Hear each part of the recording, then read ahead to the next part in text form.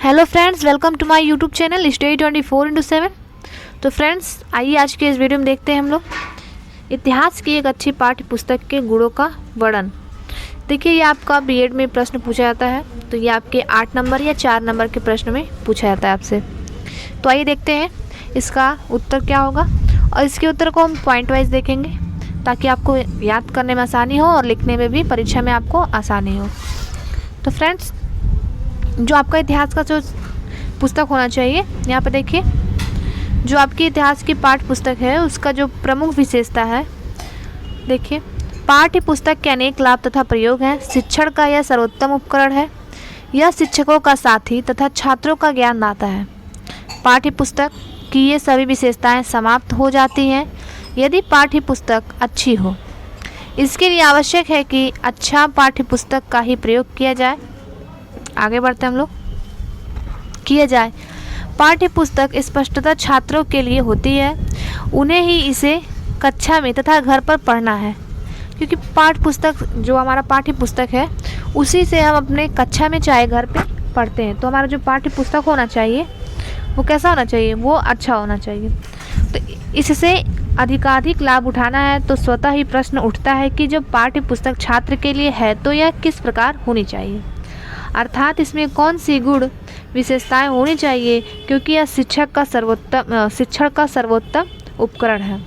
क्योंकि अगर आपके पास जो किताब है वो आपकी किताब अगर बढ़िया नहीं होगी तो आपको उससे ज्ञान उतना अच्छा नहीं मिलेगा। तो इस बात का आप ध्यान रखेंगे। जो आपका इतिहास का जो पाठ्य पुस्तक है वो कैसा होना चाहिए, उसे आइए देखते हैं, हम लोग बताते हैं, पॉइंट वाइज देखेंगे। देखिए, जो अच्छी पाठ्य पुस्तक छात्रों में स्वयं ही पढ़ने के लिए रुचि जागृत करती है। अगर आपका पाठ्य पुस्तक अच्छा है तो आपको उसे स्वयं पढ़ने की जो रुचि है जागृत होगी। दूसरा, अच्छी पाठ्य पुस्तक में आवश्यक स्थलों पर मानचित्र, चित्र, रेखाकृतियाँ, ग्राफ, चार्ट इत्यादि होते हैं जो विषय को और भी रोचक बनाते हैं। यानी आप जब भी देखते होंगे अगर बढ़िया पुस्तक है तो उसमें आपका जहाँ पे आपका लिखा होगा वहाँ पे मानचित्र, चित्र, रेखाकृतियाँ, ग्राफ, चार्ट इत्यादि सभी चीज़ें दी हुई रहती हैं, जिससे क्या होता है आपका जो किताब है वो रोचक होता है और आपका ध्यान भी इधर उधर भटकता नहीं है, ध्यान भी आपका पढ़ने में केंद्रित रहता है। तीसरा देखिए, तीसरा है अच्छी पाठ्य पुस्तक का एक आवश्यक गुण यह है कि वह शिक्षण के उद्देश्यों के आधार पर लिखी हुई हो। जो और गुण होना चाहिए इतिहास की पुस्तक का, कि जो है उसका एक उद्देश्य होना चाहिए और वो एक ऐसा आवश्यक होना चाहिए जो छात्रों के लिए उपयोगी हो। उस उद्देश्य के आधार पर ही पुस्तक को लिखा होना चाहिए। यह शिक्षा उद्देश्यों, कक्षा तथा आयु वर्ग छात्रों के मानसिक विकास से संबंधित होने चाहिए। 14 बिंदु देखिए हमारा, इतिहास की पाठ्य पुस्तक आकर्षण हो। पाठ्य पुस्तक का मुद्रण, कागज, मुख पृष्ठ आदि शुद्ध एवं आकर्षक हो। पहले चीज का तो इस बात का भी ध्यान रखना चाहिए, जो आपको पाठ्य पुस्तक है वो आपका ऊपर से देखने में भी आकर्षक प्रतीत होना चाहिए, क्योंकि अगर वो आकर्षक प्रतीत नहीं होगा तो उससे भी आपके मन में रुचि पैदा नहीं हो सकती है। यदि आपका जो पुस्तक है वो उसका कवर पृष्ठ जो भी है आपका बढ़िया है, अच्छा है, तो उसको पढ़ने में आपकी रुचि उत्पन्न होगी। 5वां देखिए हमारा, इतिहास के पाठ्य पुस्तक की प्रमुख विशेषता है तथ्यों का शुद्ध प्रस्तुतिकरण। यानी जो तथ्य हैं, इतिहास के जो फैक्ट्स होते हैं उनका शुद्ध प्रस्तुतिकरण होना चाहिए। अतः पाठ्य पुस्तक लेखक अपने विषय का ज्ञान हो, जो पाठ्य पुस्तक का लेखक है उसे अपने विषय का ज्ञान हो, जिसके साथ ही उसे कक्षा में पढ़ाने का अनुभव हो, जिसके लिए पाठ्य पुस्तक लिख रहा है।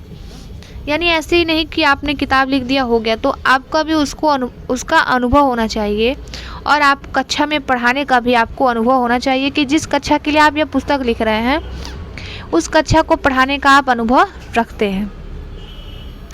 6वां बिंदु देखिए, आप जब भी पेपर में लिखेंगे 4 या 8 नंबर में आपका यह प्रश्न पूछा जाएगा तो आप इसे ऐसे ही पॉइंट वाइज लिखेंगे, ठीक है।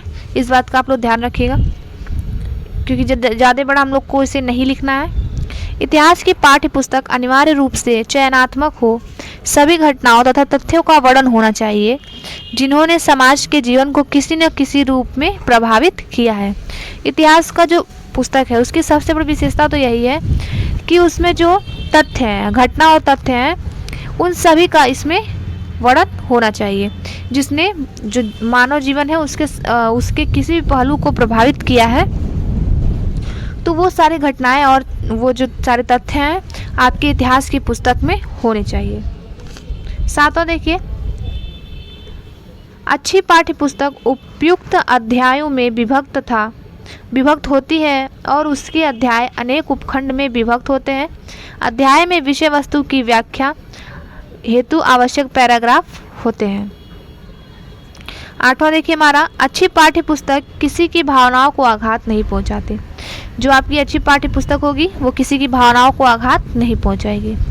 नौवां है हमारा, इतिहास की पाठ्य पुस्तक में विषय वस्तु तथा उसका प्रस्तुतिकरण देश काल के अनुरूप अभिवृत्तियों को विकसित करें। साथ ही विषय वस्तु का प्रस्तुतिकरण छात्रों, आवश्यकताओं तथा योग्यताओं और क्षमताओं के अनुकूल हो।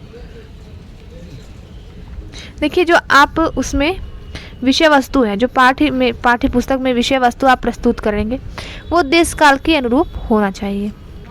साथ ही विषय वस्तु का प्रस्तुतिकरण छात्रों, आवश्यकताओं तथा योग्यताओं और क्षमताओं के अनुकूल हो।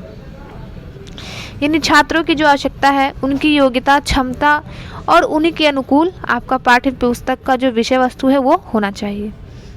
विषय वस्तु एवं उसके प्रस्तुतिकरण के माध्यम से छात्रों में लोकतांत्रिक भावना, धार्मिक सहिष्णुता, भावनात्मक एवं राष्ट्रीय एकता, अंतर्राष्ट्रीय सद्भावना आदि अभिवृत्तियों का विकास किया जाना चाहिए। वे छात्रों में संकीर्ण विघटनकारी प्रवृत्तियों के विकास को अवरुद्ध करें। जो आपका एक इतिहास का जो पुस्तक होता है वो एकमात्र ऐसा पुस्तक होता है जो अपने तथ्यों, अपने लेखों के माध्यम से छात्रों में एकता, अंतर्राष्ट्रीय सद्भावना, सहिष्णुता, भावनात्मक अभिवृत्तियों का विकास करता है और जो उनकी विघटनकारी प्रवृत्तियां हैं उनको नाश करता है। 10वां बिंदु हमारा देख लीजिए,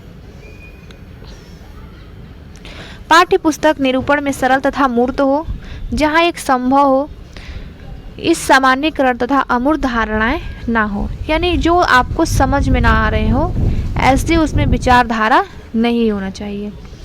आपके पाठ्य पुस्तक का एक और विशेषता होना चाहिए कि जो आपका पाठ्य पुस्तक है उसकी जो भाषा है सरल एवं स्पष्ट होना चाहिए, जिससे छात्रों को किताब पढ़ने में यानी पाठ्य पुस्तक को पढ़ने में कोई परेशानी ना हो। 11वां देखिए हमारा, इतिहास के पाठ्य पुस्तक में अति आवश्यक तथ्यों को स्पष्ट तथा सुंदर ढंग से प्रस्तुत किया जाए, जिससे इतिहास का यथार्थ एवं सजीव प्रतीत हो सके।